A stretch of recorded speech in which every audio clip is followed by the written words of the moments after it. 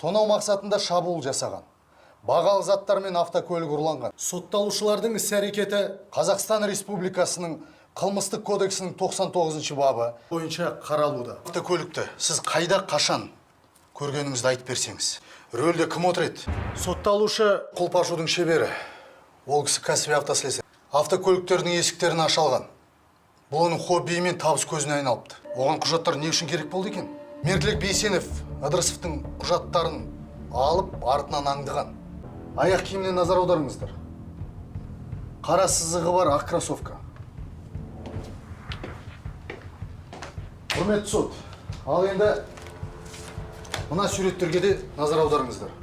Мына суретте Бейсеновтың үйінен тәркіленген ақ кроссовкалар бейнеленген. Ұқсас, қара сызықтары бар ақ кроссовкалар. Осының бәрі, бірақ алдымен ол құжаттарды қолды қылған. Бопсалау еді. Сот.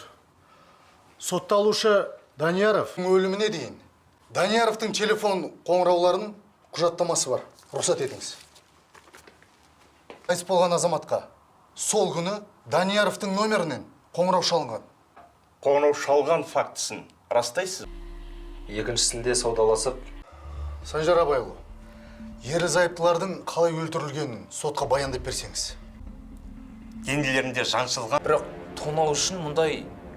Ал айыпталушылардың шабуыл жасады, тонады, өлтіріп ақшаларын алмақ болды. Мәртебелі сот, өтірік. Сотталушылар қайтыс болғандармен таныстығын жасырып тұр. Сіз сол хатты аштыңыз ба? Ол хатта не жазылған екен? Қайтыс болған азаматшамен кездескен туралы айқындайтын дәлелім.